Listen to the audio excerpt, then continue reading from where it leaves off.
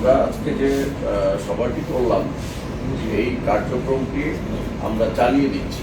এখানে যারা উপস্থিত আছেন সবাই নেতৃবৃন্দ দায়িত্বশীল এবং সবাই যার যার জায়গা থেকে স্ব দায়িত্ব পালন করছেন।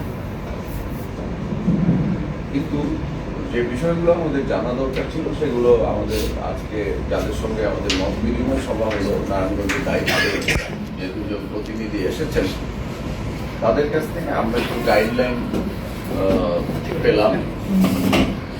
এই গাইডলাইনটা আমরা মেনে চলতে চাই, সবাই যেন এই গাইডলাইন মেনে চলি।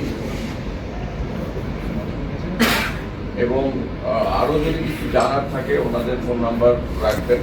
আপনারা যখন কাজ করতে গিয়ে যে প্রবলেমগুলো ফেস করবেন ওনাদের সঙ্গে ফোনে জেনে আপনারা সেই প্রবলেমগুলো সলভ করবেন। কারণ কাজ করতে গেলে কিছু নতুন নতুন সমস্যা দেখা দিতেই পারে। যেমন যে ফরম্যাটটা আজকে আমি আগেই দেখেছি, সেখানে হোয়াটসঅ্যাপ এবং ফেসবুক আইডি উল্লেখ আছে, যদিও ওই সদস্য নবায়ন কিংবা প্রাথমিক সদস্য বইয়ের মধ্যে ওই কলাম নাই। কিন্তু আপনি যখন সদস্য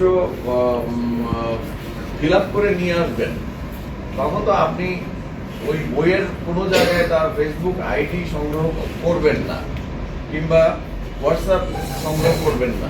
কিন্তু আপনার উপরে যে বাড়তি একটা ফরম্যাট আছে, ওই ফরম্যাটটা ফলো করতে গেলে আপনাকে অবশ্যই যে কোনো ওয়েতে সাদা কাগজে লিখে আনলেও আপনি যদি পারেন তাদের হোয়াটসঅ্যাপ নাম্বার এবং ফেসবুক আইডি যদি থাকে যাদের আছে তাদেরগুলো রাখলে এই ডাটা এন্ট্রিটা আমাদের ভালো মতো আমরা করতে পারবো।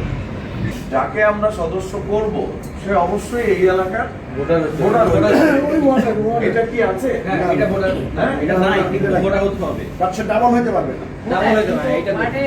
না, এখন এখানে থাকে কিন্তু ভোটার হয়তো অন্য এলাকার, এখানে সদস্য হতে চায়, তাহলে তো কোনো সমস্যা নাই। তাহলে এটাও আপনারা ক্লিয়ার হইলেন যে ভোটার না হইলেও সে যদি এই এলাকার ভোটার না হয়, তার কাছে যদি ভোটার নাম্বার এনআইডি কার্ড থাকে তাহলে তাকে আপনারা সদস্য করে নিলেন। আরেকটা জিনিস খেয়াল রাখতে হবে, সেটা হলো যে তরুণ প্রজন্মকে অগ্রাধিকার দিতে হবে এবং নারীদেরকে বেশি বেশি অগ্রাধিকার দিতে হবে।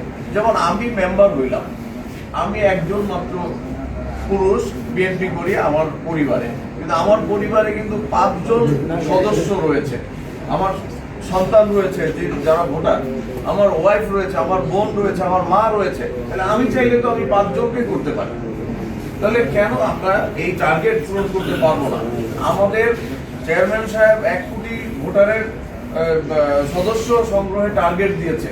আমাদের 64টা জেলা, আমরা যদি মহানগর সহ ধরি আমাদের 72টা ইউনিট, তো 72টা ইউনিটে যদি 1 লক্ষ করে হয় তাহলে তো হয় 72 লক্ষ, তাও তো 1 লক্ষ হয় না, তাহলে আমাদের 1 কোটি হয় না। তাহলে আমাদের করণীয় কি? আমাদের করণীয় হলো চেয়ারম্যান সাহেব যেহেতু এই কথাটা বলেছেন, ওনার সম্মানই আমাদের সম্মান। ওনার সম্মান রক্ষার জন্য আমরা যত সংখ্যক বেশি পারি, ওই যে 20 টাকা খরচ হবে, একটা বই আনতে 2000 টাকা হবে, এই চিন্তাটা কেউ করবেন না দয়া করে। যে বই কিনতে না পারবেন সে যোগাযোগ করবেন আমার সঙ্গে, আমরা যেভাবে পারি আমরা বই দিব। অনেককে তো দিচ্ছি বিনামূল্যে বই, তো অনেককে আমি দিয়েছি। হ্যাঁ।